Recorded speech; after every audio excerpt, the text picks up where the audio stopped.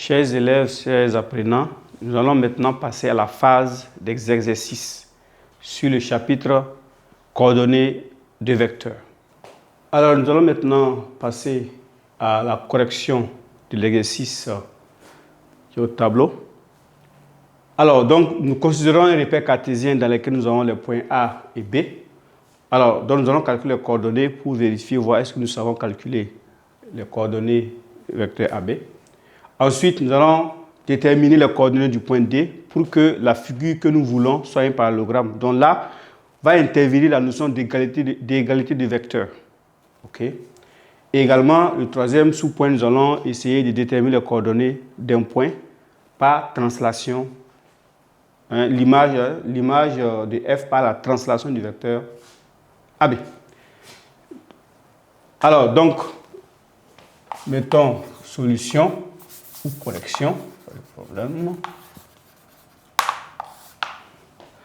Donc ici, il ne s'agit pas d'apprendre à placer des points dans les repères. On suppose que ça c'est devenu de la sixième. Ce qui nous intéresse, c'est comment calculer les coordonnées des vecteurs et comment l'utiliser pour résoudre un problème donné.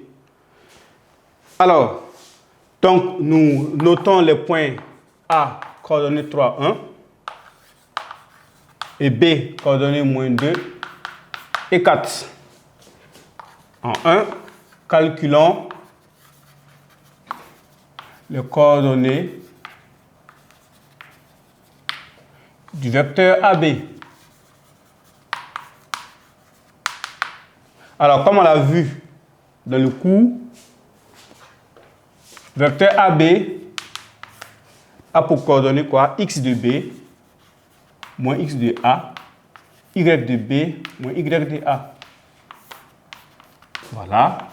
Donc, signifie que vecteur AB, X de B, nous allons l'identifier. X de B, c'est moins 2. Donc, moins 2. X de A, c'est 3. Moins 3. Y de B, c'est 4. Moins. X de Y de A, c'est 1. Ça nous donne que vecteur AB, aux coordonnées moins 2, moins 3, ça fait moins 5. 4 moins 1, ça fait 3. Voici les coordonnées du vecteur AB ainsi calculées. Nous passons au petit 2. Voilà. Soit c'est le point de coordonnées 3, 0. Déterminer les coordonnées du point D, X, Y, pour que A, B, C, D soit un parallélogramme. Alors, pour ainsi, pour que nous puissions nous comprendre, hein, on va dessiner un parallélogramme. OK? Simplement. Donc là, nous allons d'abord calculons les coordonnées du point D. Voilà. Alors, donc nous allons construire un parallélogramme, voilà, pour qu'on puisse comprendre d'où va venir l'égalité vectorielle. Donc on met A ici. Nous allons utiliser le compas pour aller plus vite. Voilà. OK. Donc je mets la pointe du compas là. Ensuite, dans ça. Voilà. OK. Alors, donc, nous obtenons cette figure. Voilà. Donc, A, B, C, D. Alors, ici, nous voulons on veut déterminer les coordonnées du point D tel que A, B, C, D soit un parallélogramme. Donc là, nous allons utiliser l'égalité vectorielle. Donc là, nous voyons bien que le vecteur AB serait égal au vecteur DC. Voilà, donc on utilise cette égalité vectorielle. Donc, A, B, C, D est un parallélogramme si vecteur AB égale au vecteur DC. Donc, ce qui signifie que quoi? Or, le vecteur AB, je l'ai déjà calculé. Voilà, c'est lui comme ça. Donc, ça me donne moins 5 ici, et 3, qui est égal, ici, x de C, moins x de D, y de C, moins y de D. Ça me donne ici 5, moins 5, et 3. X de C, ça fait 3. X de D, c'est X, simplement. Y de C, c'est 0. Et Y de D, c'est Y. Donc ici, je vais ici encore utiliser l'égalité de deux vecteurs pour pouvoir calculer les coordonnées X et Y. Donc ça me donne quoi? Ça me donne que moins 5 égale à 3 moins X et 3 égale à moins Y.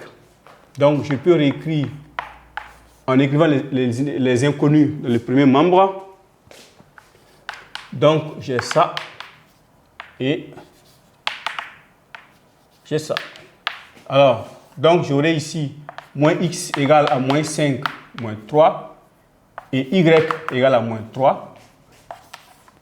Ensuite, j'aurai moins x égale à moins 8 et y égale à moins 3 toujours. Ce qui permet d'écrire que quoi? Que x égale à 8, y égale à moins 3. Voilà. Ainsi, le point D a pour coordonnées 8 et moins 3. Voilà. Donc ici, pour que ABCD soit un parallélogramme, il suffit simplement que le point D ait pour coordonnées 8 et moins 3. Nous passons à la troisième question qui nous demande de déterminer les coordonnées du point F. Donc, déterminons les coordonnées du point F. Voilà. Alors, qu'est-ce qu'on dit? On nous dit que le point F ici est l'image du point C par la translation du vecteur AB. Si nous devons l'écrire en termes mathématiques, comme on l'a vu dans le cours, on va dire que F égale à, donc, vecteur AB, translation, le point C. C'est-à-dire que le point F est l'image du point C par la translation du vecteur AB. Et ça signifie que vecteur CF égale à vecteur AB. Donc là, ça signifie également que vecteur C, on sait le calcul, ça fait x de F moins x de C, y de F moins y de C, qui est un vecteur AB que nous connaissons déjà, puisqu'on a calculé ça auparavant, c'est moins 5 et 3. Donc là, x de C, F, celui qu'on ne connaît pas, on le cherche. X de C, c'est 3. Y de F. Y de C, c'est 0.